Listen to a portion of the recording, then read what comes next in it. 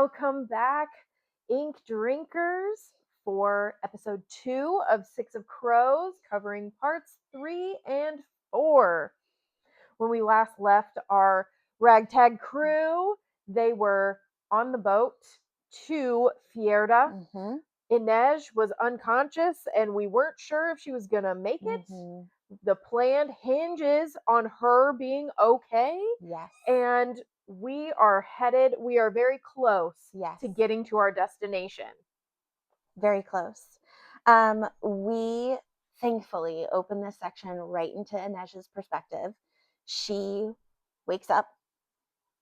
Thank God. But was there ever really any doubt? No.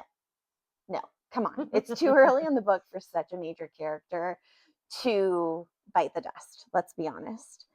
And we get just a tiny bit of backstory she's sharing with Nina, who's taking care of her or whatever. She asked about the tattoo because they all have the Dregs tattoo. And Kaz, we find out, didn't force her to take the tattoo.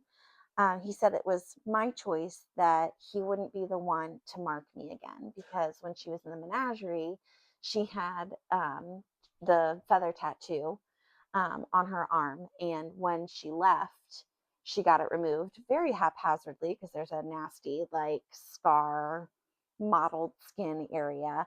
And you're seeing just kind of more of their connection build through this conversation, and it's just very heartwarming. Well, and tattoos seem to be like a thing in Ketterdam specifically.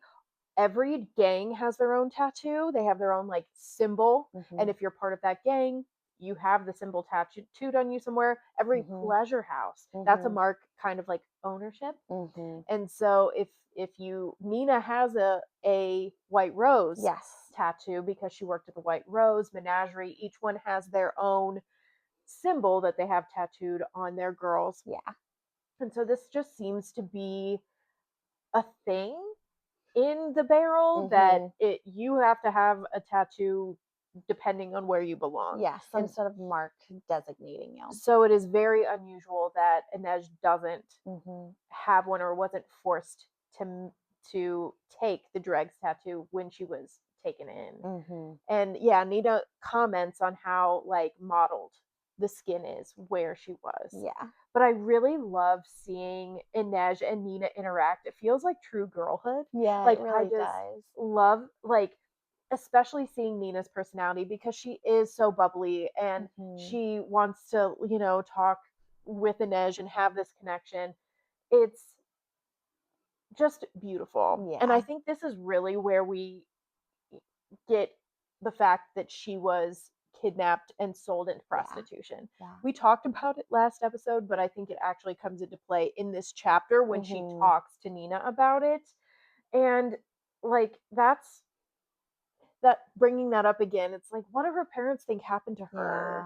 Yeah. How are they living life? And that's just, that hurt me. But it also shows too that Kaz has a heart with the tattoo thing. Like, he may play like he doesn't.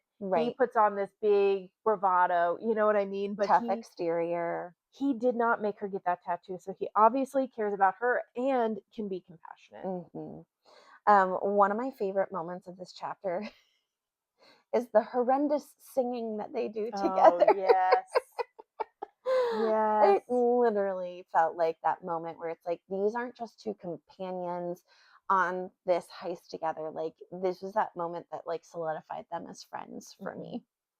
And also, I liked to see that and the interaction with her and Nina, and then that's juxtaposed against talking about how she actually became the Wraith, and Kaz teaching her about persona and how to build this up, this mystique, so people, question whether they should mess with you or not. Yeah. And then you see her singing with Nina at the end, and you're like, she's just a girl. Yeah. She really is just a girl. She really is.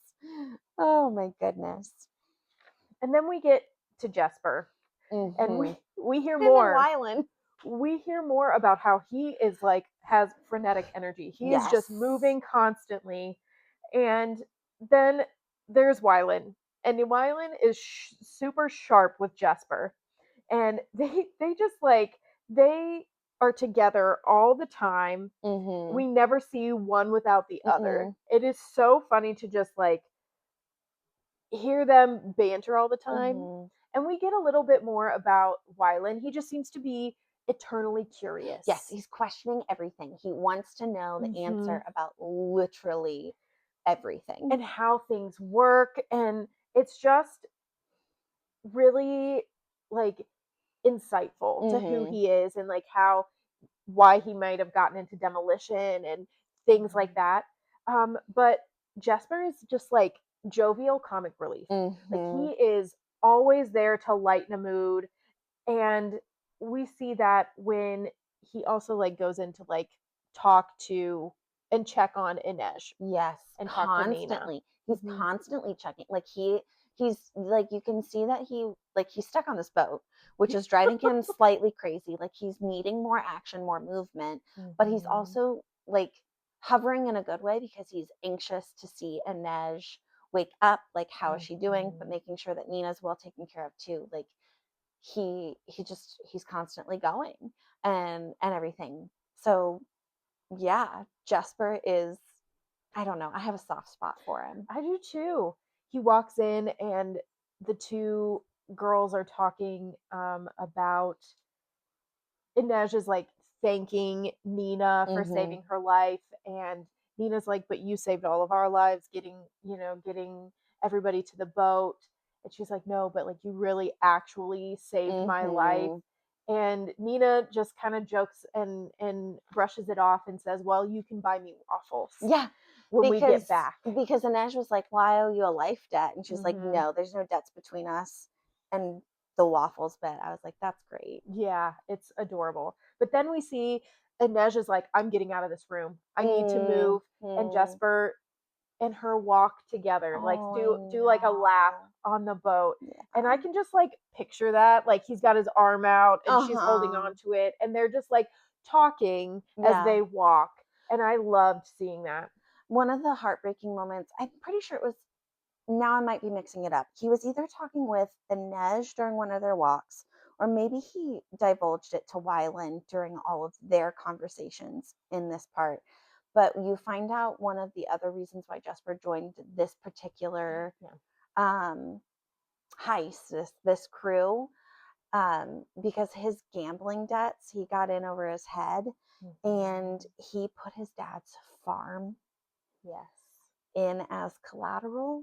And so now not only is he in debt, but his father's livelihood as well. And so like that's more of a driving force for him to be able to complete this mission, because he'd be able to pay that off and make sure that his dad's, future would be safe. And that's super heart-wrenching. They say when they are talking about it, they're talking about it on the walk, and she's like, oh yeah, it just became profitable. So obviously Kaz had her look into it, and she found that out, and you can tell he feels terrible about it, and that hurts. Another beautiful part of this walk is they're walking along and all of the crew are praising Inej and thanking her. And seeing her get all of those compliments is truly beautiful and heartwarming. And even Matthias like bows to her and says thank you and shows her so much respect. But then while everybody else is showing her respect, all she can think is Kaz thinks of her as a tool and an asset and a resource. And Jesper tries to kind of push back on that a little bit. He's like, you didn't see him when you were injured. Like he was really, really distraught. And she still just like can't accept that. And we find out it takes like, she's healing, she's out walking about, and all of that throughout their voyage, and it takes Kaz 2 days to like work up the gumption to go and talk to her. Yeah. And so like you can really tell that like it affected him. It did. He's got that like tough exterior, but in the heart of all hearts, like he's there to help others. I wrote this down because this reminded me a lot of Well, this kind of sums up, like, she and Ernest and Kaz are talking finally, and he says to her, "I'm not some character out of a children's story who plays harmless pranks and steals from the rich to give to the poor." Like, Mm-hmm. almost making like a Robin Hood kind Mm-hmm. of analogy reference here. Like, I'm not that person, but Anesh No. Mm-mm. kind of sees him that way because, like, yeah, you're doing, gang related things, but the people that are part of your crew, you are that person too. You are that Robin Mhm. Hood type figure. Like, look at Wyland, look at Jesper, look at me, look at Nina, look at Matthias. Like, to us, you are the person that has been able to help out of tight situations, which is why Mhm. we go on these crazy, situations. And it's so interesting to see her how she perceives Kaz, because Kaz feels like he does that all for a purpose and it's Mhm. all selfish. Like, Mhm. yes, I paid off your indenture, but now I use you Mhm. to get me the, leverage that I need to make things move the way that they're Mhm. supposed to. It Mhm. wasn't out of the kindness of my heart, it was out of necessity Yeah. and because I knew that you had like a purpose. Mhm. So we move on to Kaz's perspective Mhm. and we get some of his backstory, which is so heartbreaking. We see Mhm. Kaz as a young boy and he seems super innocent and like excited. And Mhm. he's with his older brother who seems to be his absolute everything. Jordy is he looks up to him, he's Mhm. his hero. And we find out that their father had passed away Mhm. and Jordy sold their farm Mhm. and they have the money from the sale and they come to Ketterdam to kind of get a better life. Yeah. Jordy wants to get a job at the exchange and he does try. They get set up in a boarding house Mhm. and he tries for weeks and can't get a job. They keep turning him away. And he meets this other boy who has been also trying to get a job at the exchange and he's like, "Oh, well, there's this other guy. We should go see if he has a job for us." Mhm. And they Mr. Hartsoon. Mr. Hartsoon, who owns a coffee shop but Mhm. also seems to do investments. He has Yes. like a board in his coffee shop that they kind of consult about that. And they do a deal together. Mhm. They make an investment and it has a return. And so Mhm. they start to truly trust this man. That they meet his family who invites Mhm. them over for dinner. We see Kaz interact with their daughter. He gets like a ribbon from her, I think. Yeah, a ribbon, and you see, like, when Jordy's not around, that this family's taking care of Kaz during the day. Like, he's hanging out at the Mm-hmm. coffee shop. Like, this is a very peaceful, happy moment in their lives, in these boys' lives. Mm-hmm. And then another opportunity comes up, Mhm. and Hertzun says, "No, this isn't for you. It's too risky." Mhm. And at this point, Jordy wants to be confident and he says, Mhm. "No, I'm an adult. I can do this. Mhm. And I want to invest." And Yeah, they take their money out of the bank, all of it. all of it, and they give it to Hertzun to invest. And he's like, "Okay, we'll talk again in a week or so." Mhm. And they take some money and he that they have left, Mhm. and Jordy gets Kaz like ice cream, or is it hot Hot chocolate? chocolate ice, It's it's all something sorts like of that. things. They go eat, they do different things, and when it's time to go back to the coffee shop, they Mhm. show up and it's gone. Mhm. It's It's closed up. completely gone, and they even go to their house that they went Mhm. to, and they go to it. There's nobody there, and they Mm-mm. go to a neighbor, and the neighbor's like, "Oh, it was just rented out for the last month or so," and they realize that they've been conned. Mhm. And the amount of cruelty that Yeah. it takes to take advantage of two orphaned boys Yes. is absolutely wretched. Like, they were so innocent and they Mhm. just wanted to make an honest living. And this man took all of their money. Mhm. And you can see where Kaz's villain origin story has started. Yeah. because what you see in this flashback to the person that he is, that we are seeing in the present day, is a complete 180. And so this just kind of solidifies like a lot of the reason why behind his like tough exterior, for sure. Well, and now at this point in the flashback, Jordy's still alive. So this is just step one. Yeah. In the road to darkness. Yeah. And I'm like scared. Yeah. For what's to come, and how we get to the dirty hands that we have now. Yes. And then we get to see Matthias.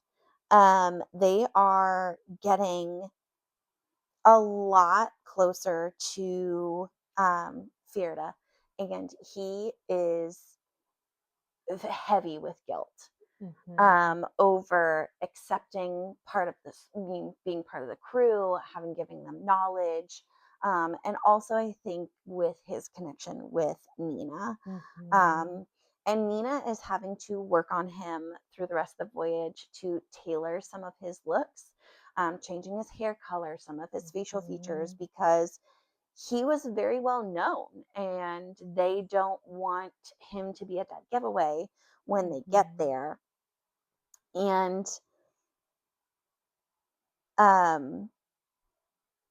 as they're working together, as she's like tailoring him, he kind of gets this idea that she's got an ulterior motive to continuing on. Like she's got a different plan for this scientist. Yes. And so they kind of have this this discussion, but a little bit we get a flashback of how they like kind of came to be. So we see that the ship that they are on, that Nina is captured, right? We talked about her being captured by his group and put on a boat. There's slave ship in a cage. There's a storm.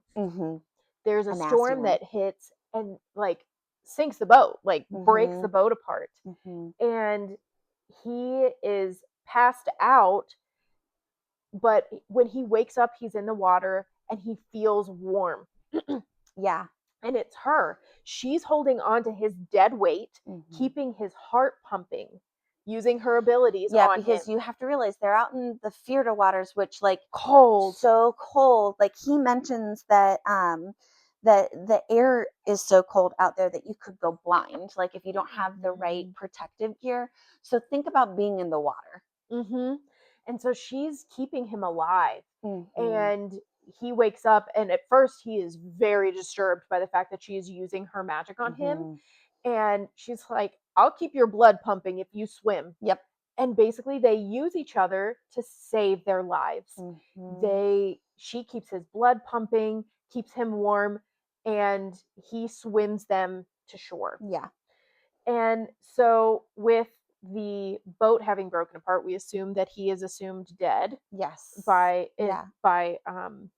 the Druskella now. But we see them get to the shore. Yep. And now they have to like work together. Yeah. To stay alive, because they're on the shore of Fjerda, and it is, when I say cold, think like Arendelle from Frozen. Yeah. We're way north. It's all snow and ice. And so Ice Age. And they were in the water, so they're already freezing, right? And he's like, well, there should be some kind of hunting or fishing village nearby, or like camp nearby that stays built, but isn't always inhabited, only certain parts of the year. Yeah, they find an abandoned whaler's lodge. That's the one. Yeah. And they are able to travel there and take refuge there. And get cozy. Yes. And it's very interesting because we also start to see the differences between Rafkin culture and Fjerdan culture. Yes. So Nina just strips down. Yep. She's like, I got to get my wet clothes off. I need to get warm. Matthias is starting a fire. He turns and is like, whoa, please put your clothes back on. And she's like, what? Like she puts on, they have like furs and stuff. So Yeah. she's like under furs. And he's like, I can't. And you get the idea that Fjerdan culture, well, is very, what's the word I'm looking for? Modest. That's the word. Yes. Modesty is very important. He's very much quote unquote prude. Yeah. And Nina's culture is very not. She's focused on survival. Like survival is the most important. He's like, my delicate eyes, and so she's getting warm. And eventually, yes, he breaks down and is like, okay, maybe she's right. And he does take his very soaking clothes off and gets into the blanket with her, back to back. And then she rolls over to like make his blood like warmer, like pump through him, and he's like, no. Yeah. He is very, and she's just like, what?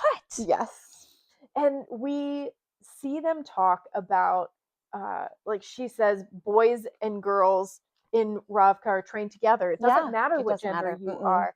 And he keeps talking about, I don't like the way you talk or the way that you act.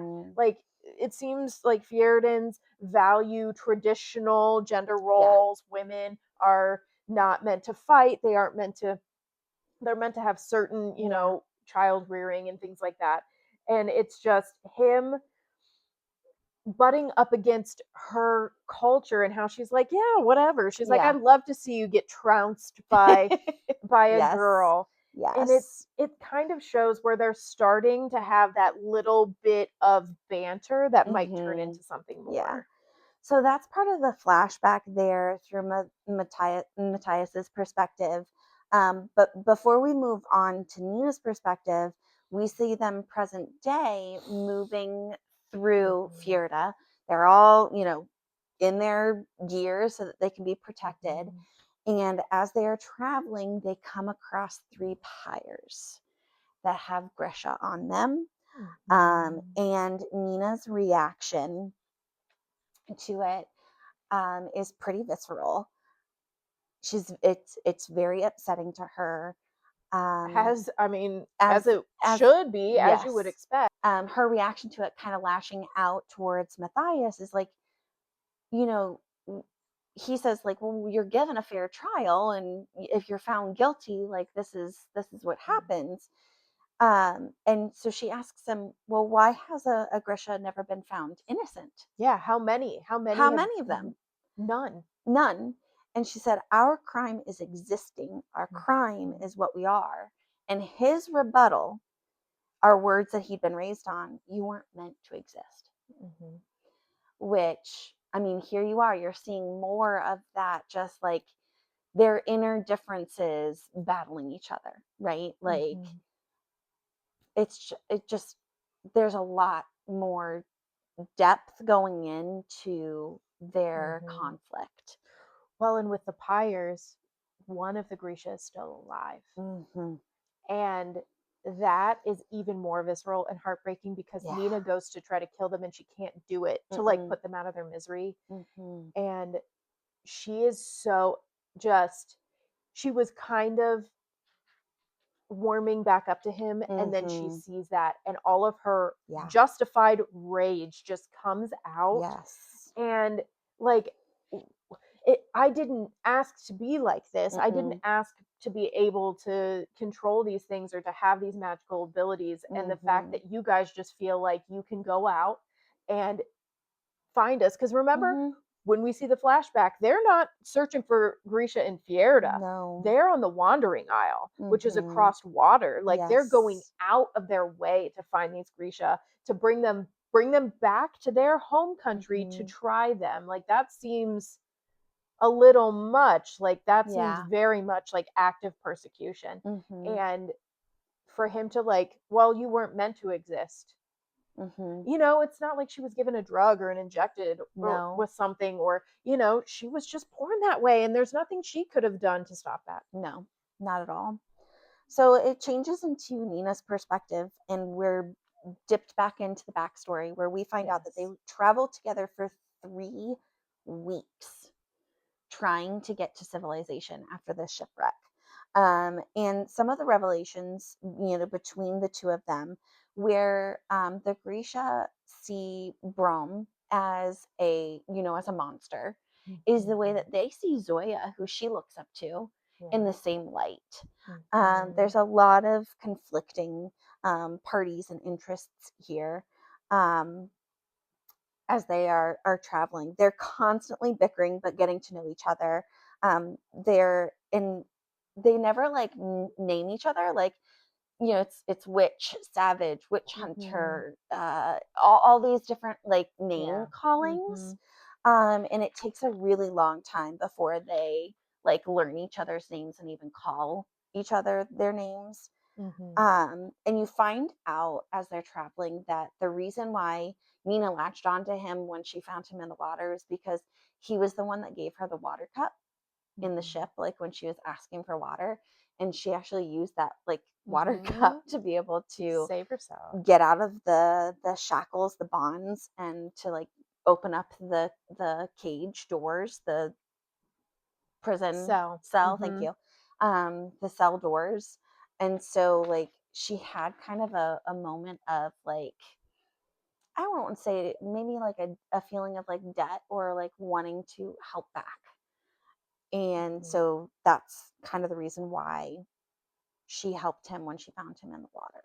Well, I think she also kind of sees him like he might be the one most likely to help in return because he did give her the water. Yeah. We also find out that the reason Matthias also accepts a lot of the teachings and became a Druskella is because his family was killed by Grisha.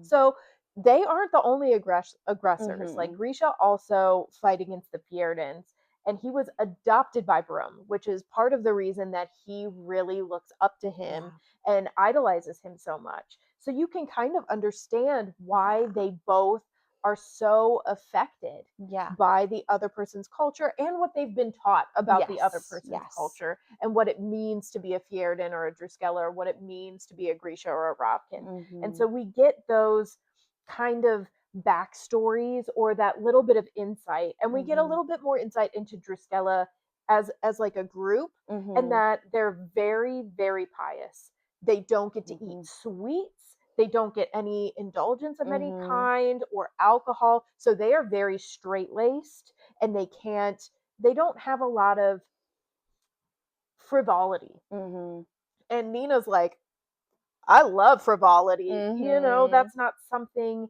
that they're denied at the Little Palace when she's growing up or being trained. And so, you can see how he's like very rigid and she is very fluid. And I just love Nina. I love Nina and her attitude and how bubbly she is. But I also love like their little small interactions and how they're like, she's like whittling it down and how charming she is. They're just so good. And then you also find out at the end of their like 3-week journey that Matthias was trying to actually help her get on a boat out of Fjerda. And for some reason, we still haven't figured out exactly what, but when they were on the docks is when she turned him in as a slaver. And when he asked her why, all she said is that I didn't have a choice. So more needs to come out, because with Nina, I feel like she's very calculated. I do. I feel like there's always a why behind the things that she does. We know there's going to be a reason why she doesn't want the scientist to be found or something, right? There's got to be more behind. Like Matthias has already kind of hinted at it to her. Like he knows that there's some sort of ulterior motive. He knows her, well. She stayed in Ketterdam for an entire year because she was determined to get Matthias back out of the prison. So she doesn't do things just willy-nilly. There is a purpose behind the things that she does. So I feel like eventually we're going to find out.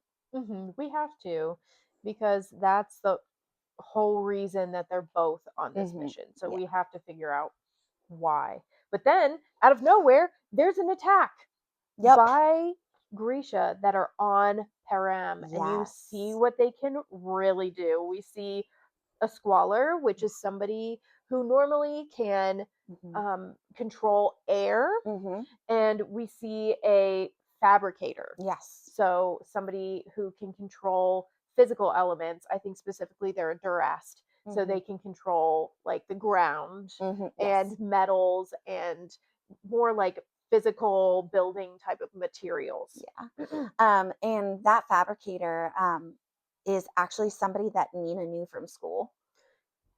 And so seeing them Mhm. with like on the drug itself and knowing that like that was not a choice for them was like also a small like heart-wrenching moment. It is. And you like it is absolutely terrifying watching them Mhm. do what they can do. Mhm. And we see Nina approach, I think his name is Nestor. Nestor, Mhm. and like watching him Yeah. die. Like it is The so, drug literally eats up his body. yes, Mhm. and he's even in his last moments begging for more. Yep. And you just feel so like just devastated for him, even though, Mhm. and feel devastated for her because she knew him. Yeah. And we find out that the Shu are fascinated by Grisha. They're Yes. fascinated by them, and they want to understand why they have these Mhm. powers and obviously experiment on them, Mhm. because this is where the scientists came from. Yeah. This kind of reminds me a little bit of the X-Men universe Yeah. because they do like there is a part of the X-Men universe where they like they're running experiments Hmm. on the mutants. Yeah. Just random side thought. Sorry.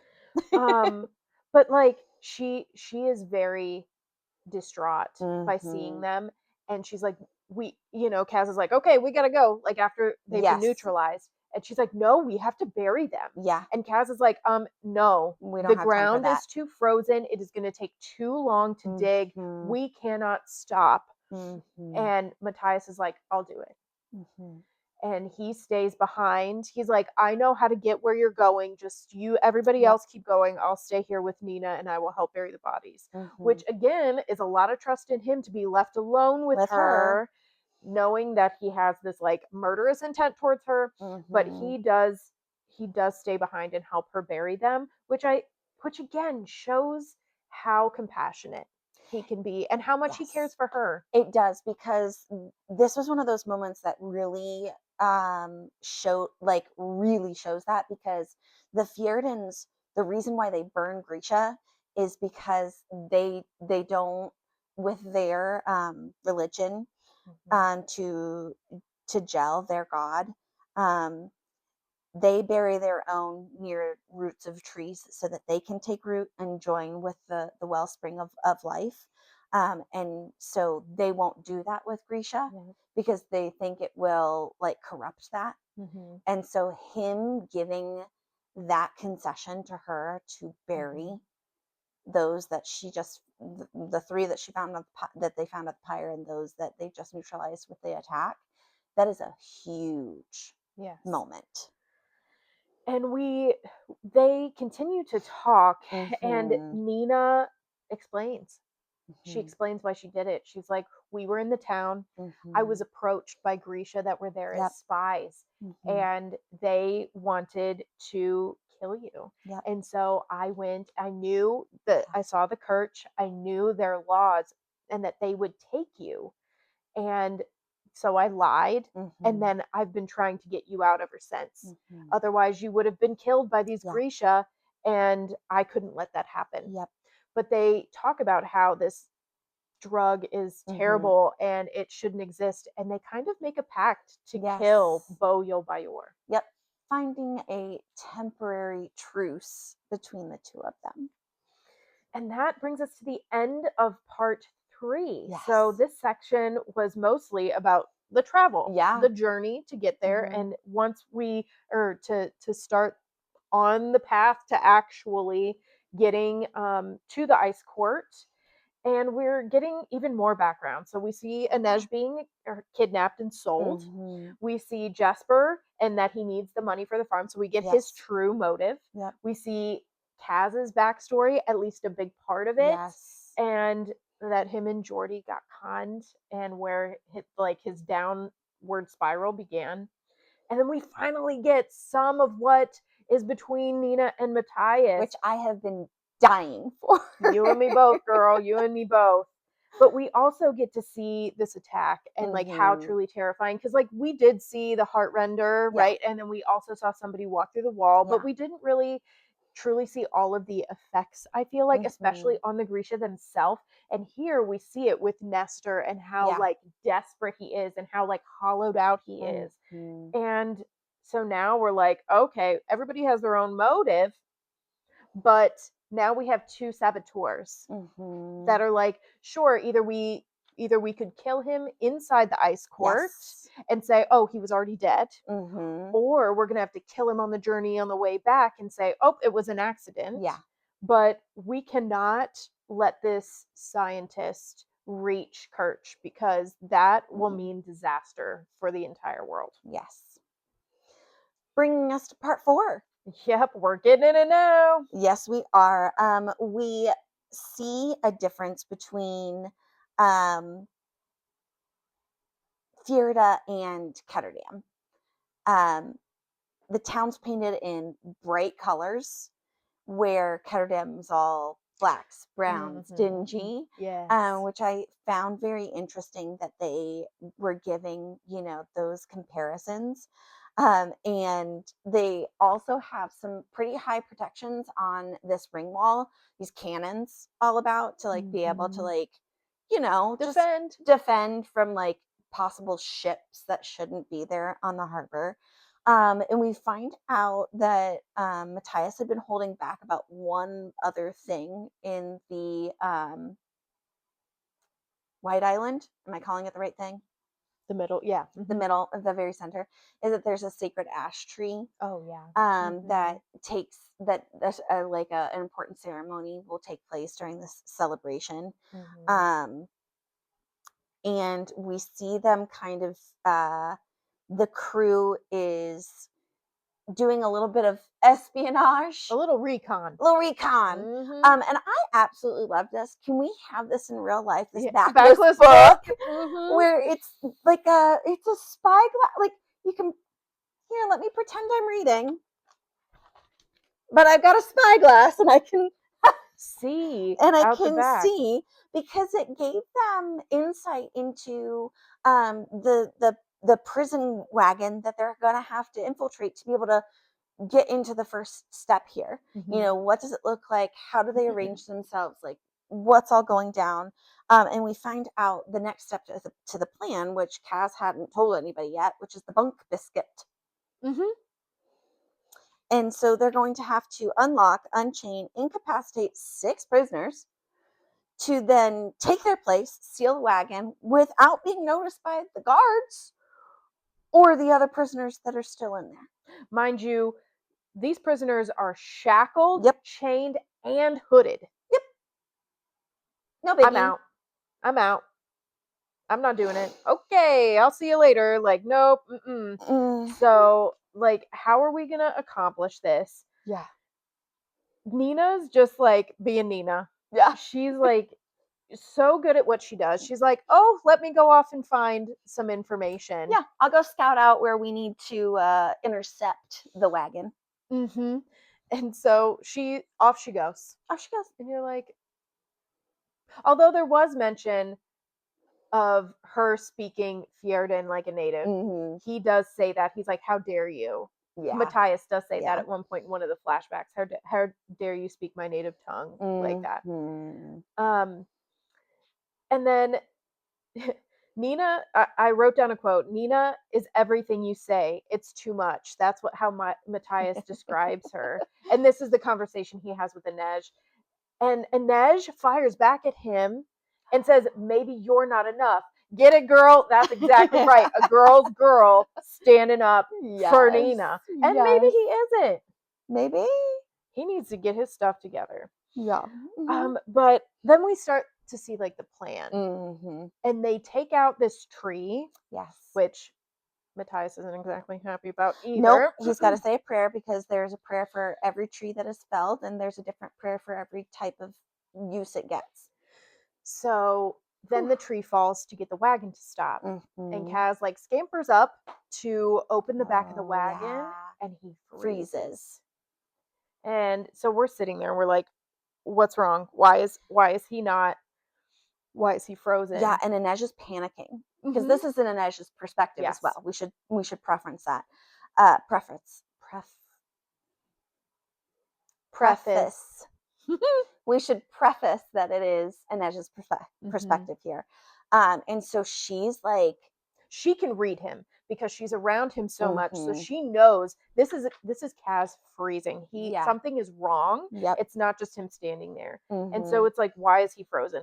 The wagon is packed with more than they saw with the one that they had reconned. And they have neck collars. They have collars on their neck. So it's not just shackled and chained and hooded. They also have to put these collars on. And then they're like, because they're hooded, how do you match people up? Because they obviously have prison records. They have a description of everybody. And if you pick 6 random people and then they're like, wait, we're missing somebody. Or this doesn't match. They're just gambling on whether the guards will care or not. And how different they are. So another thing that I wrote down a quote that shows Wyland's like naivete, because he's like, what's the big deal? And the quote is, if Wyland didn't know the difference between being in chains and out of them, he was about to find out. Because he doesn't understand. But everybody else on that crew has been shackled in some way at some time. And how terrifying and demoralizing and just limiting it is. And he's just kind of like, because he's lived this merchant child's life, he's just like, feels like it's no big deal. But everybody gets in, they get people out, they knock them out, right? And they're like, we're gonna put them in a ditch. And he's like, are you really helping them? Like, you're leaving them for the cold. This is where the Wyland comment comes in. And she's basically like, yeah, they're gonna be free, they can run off and find their own way. Like, that is so much better than being locked in a prison. But Kaz is the last to get in, and they're like, how is he gonna do this? And it's the hinges on the door. I thought that was clever. It is so clever. He like relocks everything and then opens up the door opposite off the hinges and then puts the hinges back in. And he gets them in the nick of time. He drops something. We're all sweating. We're sweating at this point. Is he going to make it? Is he going to be able to hyperventilating. Oh my gosh. It was so nerve-wracking. He's so rattled that he faints. He goes down. And Nash is holding up because you have to remember, the way that they're all standing in this particular wagon, and the neck is what is holding him up. So like, he'd end up like choking himself, strangling himself, somebody behind him, because they're all connected too. So like, and Nash is literally holding him up and is the only one aware that he even faints. And he doesn't have his gloves. No, he had to take them off. And he's packed, and we know he does not like to be touched. Nope. He's packed in like a can of sardines. Yes. And we see the flashback that is going through Kaz's mind in his unconscious state. And this one was... It's so hard. This is my second time reading this book. And it is still hard to listen to. We are back with him and Jordy after the aftermath of losing everything. And because they were conned out of all of their money, they lose their lodging, which means they end up on the streets. Homeless. And Jordy gets sick. Firepox. He gets the firepox, which Kaz had Nina fake, so he knows what they look like. But he gets the firepox, he gets sick, and dies. And Kaz also gets sick. He gets the fire pox, but he does not die from them. But he doesn't.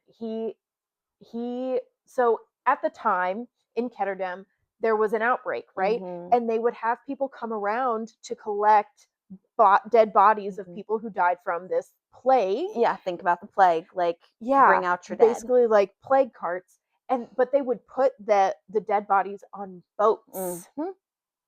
and like pile them up and send them out to a certain place to then be processed. Mhm. Well, Jordy's dead they're in an alleyway and Kaz looks dead. And he's laying on him. He's super sick. And so they pick them up like they're dead bodies. Yep. And when Kaz wakes up, he wakes up on a barge with corpses. Mind you, this is still a small child. He's still like 9-ish, maybe 10. Maybe I don't 10. know how much time has gone by. Yeah. But like it doesn't seem like a long time. He wakes up surrounded by corpses. And can you imagine that as a small child waking up? This is cold, waxy, stiff bodies, some bloated. And he can't even get his throat's so dry and like he's so out of it, and he's trying to scream like I'm alive, like help, I'm alive, and he can't get the words out. Like, how absolutely terrifying that has to be. Yes. I can't even imagine. And then to survive, yep, he has to hold on to his brother's body, goosebumps thinking about who is bloated because he's decomposing, and so he holds on to Jordy's body to help him float because he's still very, very weak from being sick, and swim to shore. Yeah. Like, that is so unbelievably traumatic that, like, I completely understand why he doesn't want to be touched, why he wears his gloves. I get it. I wouldn't want to be touched either. No. Oh my gosh. So we get that flashback and Kaz comes to, and the first thing that we see as they're approaching the ring wall is that Pekka Rollins' team has made it there. But they are no longer alive because their bodies are on spikes outside the wall, as a little warning as to what happens if you try to infiltrate the ice court. At least their competition's been taken out. I mean, yeah, but also we hope it doesn't turn to them. Yeah, and they still, like, maybe one crew down, but they don't know how many crews were hired. Exactly. And that's just from Kirch. Yeah. We don't know about any shoe attempts to try to rescue this scientist, because obviously he's highly valued. Yes. Or Ravkin attempts anywhere else that's interested. They don't know who they're competing with, but they do know one crew is out of the way. Yes. But he hates looking weak. Yeah. So like he wakes up, comes to, and is glad that Inej is the only one that kind of witnesses it, but still he's like, oh my God, I need to get myself together. Yeah. And then I had a moment of panic. Like, luckily, like, they argue between the guards at the gate and those in the wagon. They're like, I don't care. Just, we have the right amount of people. Just take all the prisoners. Like, just take them. I don't care that the papers don't match. Take them. But then I had a moment where I was like, oh no, because they have a human amplifier at the gate looking for Gresha. And I was like, oh no, they're going to catch Nina. They're going to catch Nina. Oh my gosh. But they've prepared for that. They had paraffin all over their bodies, which like nullifies like the ability to read it. Yeah, because they can't make the connection with the skin. So they cover it a little bit where they needed to, and so they don't, there's nothing to feel. There's nothing to feel. Yeah.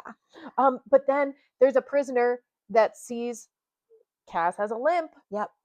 And goes after him. Yep. And they picked the wrong dude, because he takes that big dude and takes him out. And then everybody's like, okay, don't mess with that guy. We're good.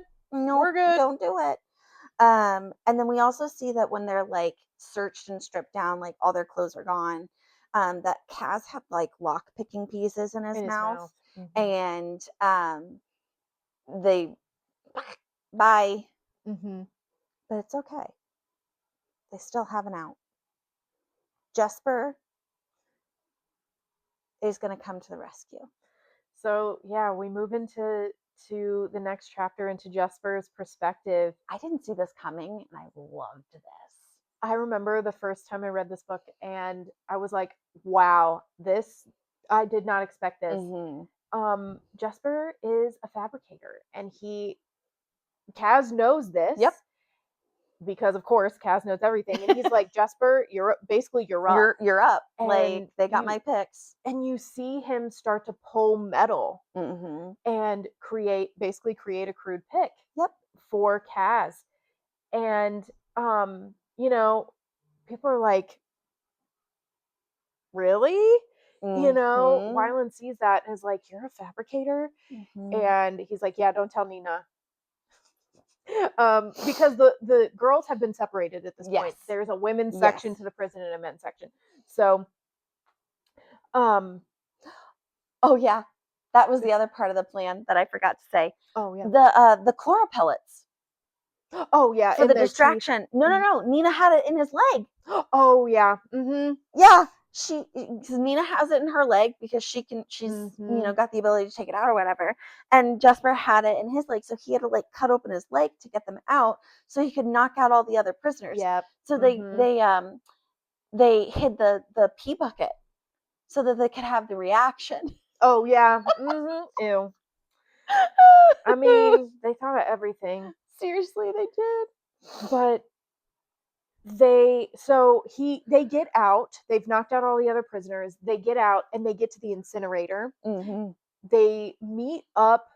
Kaz has decided he's going to go with Nina. Yes. Instead of Matthias. And so they go off to their part. They get to the incinerator and it's been turned on for a certain part and it's still smoldering. Yep, it's still hot. But thank goodness, though, that while they're in that area, or right before that area, they had found their clothes because Inej found her shoes. Yes. So they've found the clothes that were stripped from them, and Inej finds her shoes and Kaz's gloves. Yes. So we leave them there, and we see Nina and Nina's perspective. Nina with Kaz searching the high security cells, and this is where we kind of realize a little bit more of the Fjorden's what's the word I'm looking for? Diabolicalness. Because the cells that she finds in this high security area were made specifically to hold Grisha, and they were made by Grisha. Yes. Forced to be made by Grisha, so that there is no chance that Grisha could use their powers in any ways. And they're disgustingly, there's a drain in the center of each cell where you can just imagine. And she's realizing what actually happens to her kind. And we do see, as they're coming up, I think, to the gate in one of the earlier chapters, she says something about Grisha made materials. She's like, these look Grisha made. And then we see them in the cells, like very specifically, like she can identify that a fabricator made these materials. It's like the marble or the glass inside them. The steel is all Grisha made, but they're unnatural, yet you're going to use them to do these things for you. It's very hypocritical. And it's not the picture that was painted. It's like they are brought there, they're held, they're put to death, basically, is what we fair trial, then put to death. But none of them are found not guilty. So basically, so we don't think they have any time. And if they're so unnatural, why are you having them do anything for you? And so that's even more heart-wrenching. Yeah. But she's going through still and looking through all the cells and not finding him. But then her search is over. She comes back to the rendezvous point, and Kaz is nowhere to be found there. No. And so she's like, should I go look for him? Like, Or should I go to the rendezvous spot? Like the other, like where we're supposed to go. Incinerator. Do I need to go to the incinerator? Did he go without me? Did he get caught? This was a last minute switch, remember? Matthias was actually supposed to be with her. Yeah. And he's not. So she actually decides to go looking for Kaz instead. Mm-hmm. Can't find him. Yep. And then on her way back, because she's now panicking, like, okay, can't find Cass, but I know that I have to be back by a certain, clock bell. The elder clock is, struck certain time. She can't find him. She flees back and she gets noticed by guards. And she uses her powers to subdue them, but not before an alarm is raised. Yes. And so here we are at the plan going awry. Yep. Yep. So she's stuck there. And then we get Inej in the incinerator shaft. Oof. And can I tell you that I could, like, from the descriptions, I could feel the heat during this scene. Yes. Thank goodness that she's got Cass's gloves, because she's still feeling the heat and, like, her hands are still getting burnt while she is climbing up these shaft walls. And the walls are so hot that her shoes are melting. To her feet.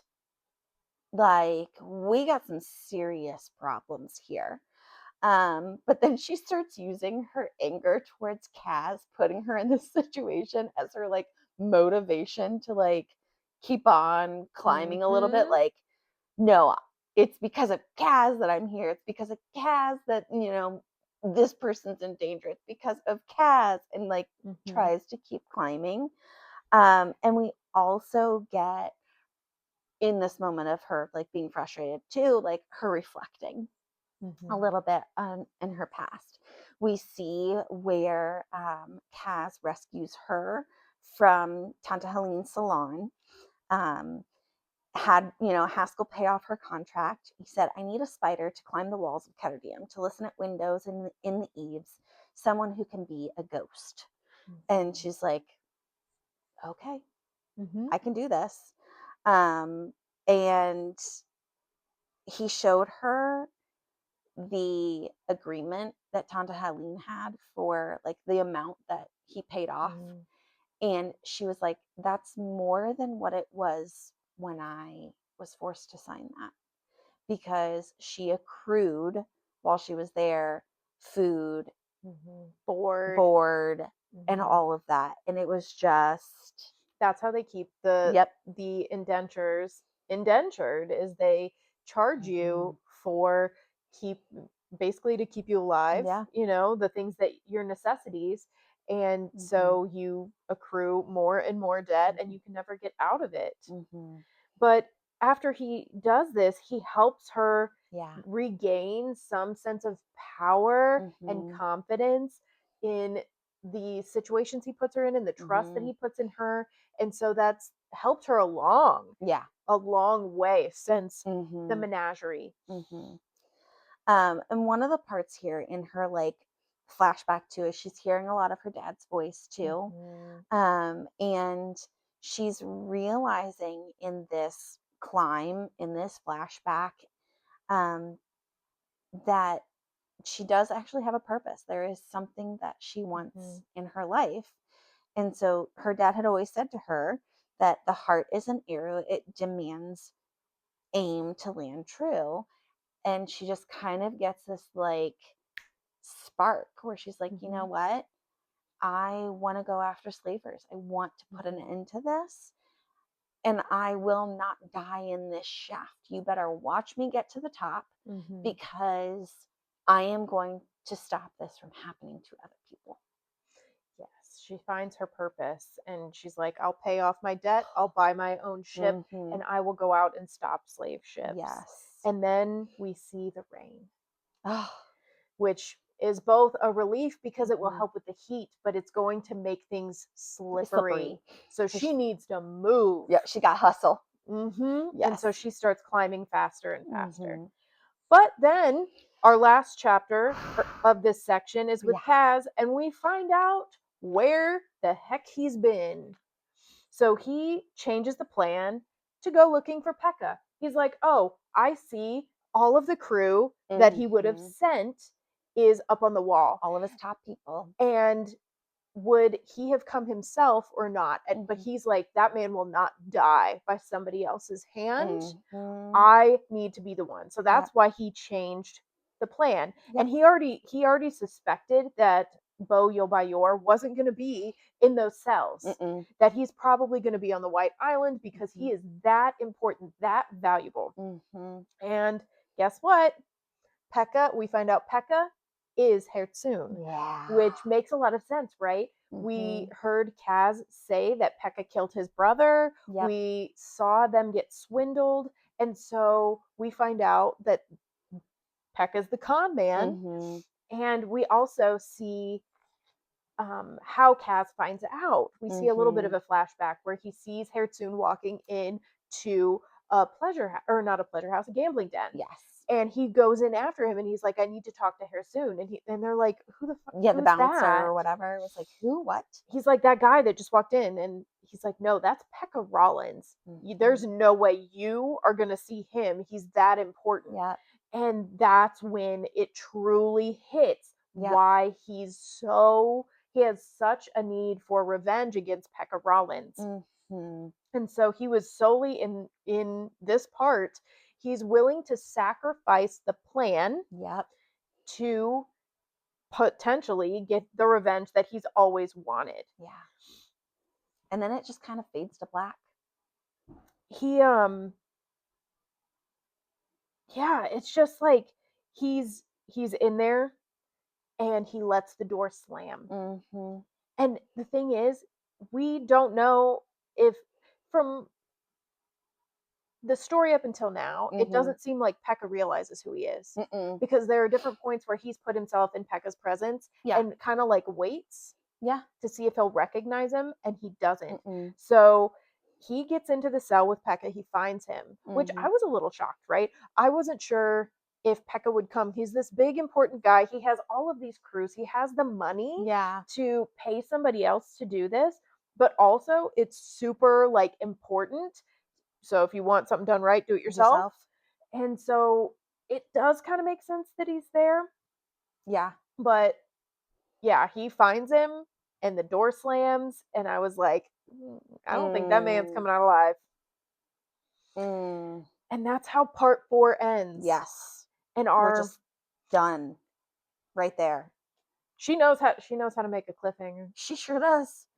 And we're not even at the end of the book. Well, I'm glad that it wasn't the end of the book, let's be honest. Yes, seriously. But with this part 4, the plan really starts in earnest, but also goes awry at the same time.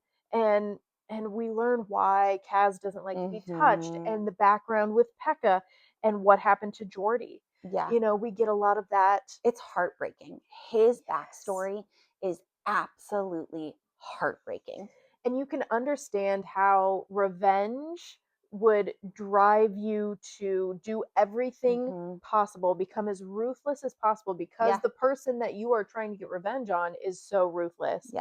Especially after the most important person in your life was taken from you because of this. Like, this, it's just visceral, and it really sets up and gives you the full picture of why Kaz is the way he is and how he did what he needed to do to get to the level that he's in. We found out he joins the dregs at 12 and it takes him 4 years to get to this point. So like, he truly did everything for the plot. For the plot. And the whole situation, like his want for revenge, I am hoping that it doesn't completely mess up their current situation, right? I also hope that it's not like some sort of trap. You know, like, you just get this gut feeling, like you were saying, like Pekka Rollins is the head of his gang. He owns his own, you know, he owns the Emerald Palace. Like, why would he come on this particular mission? I mean, yes, you want something done right, you do it yourself. However, he's like the big dog. So I'm really hoping it's not some sort of setup or a trap. And then I have to say that Inej may have solidified herself as my favorite character. Girl, I can't pick a favorite. The reason I love this book so much is I feel like you get so deeply invested in all the characters. Mhm. They're so well rounded, they're so rich. They become this family. They each have their Mhm. part to play, and they like are complex. They Yeah. all have some type of tension within themselves. Mhm. And so I love each of them individually for their own Yes. reason and for who they are. I don't know that I can pick a favorite. I Right might now she's try, mine. but I really love I love her too. I mean, just her drive, her personality, her resilience. Like, there's Mhm. just so much that just really shines for me right now. Mhm. I truly love Nina and Mhm. how many levels there are to her, Yeah. that she's this like bubbly, charming person, Yeah. but on a dime, she can flip to the soldier. She can be Uh-huh. very practical. She can be, like you said before, very calculated, Yeah. but it doesn't dim her light at all. And Mhm. even when even though she's been through all of these Yeah. things, she's been trained to be like a hardened, heart render. Mhm. It doesn't stop her from being compassionate. Like, we Mm-mm. see her emotions come through. Even at the beginning of the book, we see her, and Leigh Bardugo writes in that she's this, powerful Grisha, but then she curls up like this 17-year-old girl. And we see Mm-hmm. her in so many different lights. So I really love her, and I really love Matthias too. I do. I love their connection, and I Yes. love that we are still seeing that like back and forth between them, but like you can tell that they're willing to grow with each other, that Hmm. they're willing to understand each other more, that they're willing to make concessions for each other. I mean, like, this feels like a true enemies to lovers trope for me. Like, maybe one of the best ones. I'm not gonna lie. Jesper, when he's walking with Inej on the boat, she asks how Nina and Matthias are, and he describes them as two bobcats circling each other. And I don't think there is a better way Yeah. to describe them, Yeah. because there is this tension, but they're also drawn to each other. So they just seem to be like Mhm. getting closer and closer. Yeah. So like I can't wait to get further into them. Yeah. Also, big shocker that we learn in this section is that Jesper is a fabricator. He's never been Mhm. formally trained. Mm-mm. He knows he can do these things, but he's kind of kept it a secret, which Yeah. makes sense. We hear about um, Grisha being enslaved or Yeah. exploited in Kerch and in Ketterdam. And Mhm. so it makes sense that he doesn't let anybody Yeah. know. But now we know that there's even more to him than Mhm. before. Yeah. So we are, the plan has blown up. We Yes. have no idea. We're hoping Inej makes it to the top. She's trying to race the rain. Yep. We know that Nina has set off an alarm. Mhm. Kaz is locked in a cell with Pekka, maybe killing him. And are the other one's going to get stuck at the bottom of the incinerator shaft, Yeah. or is Inej going to be able to get them out?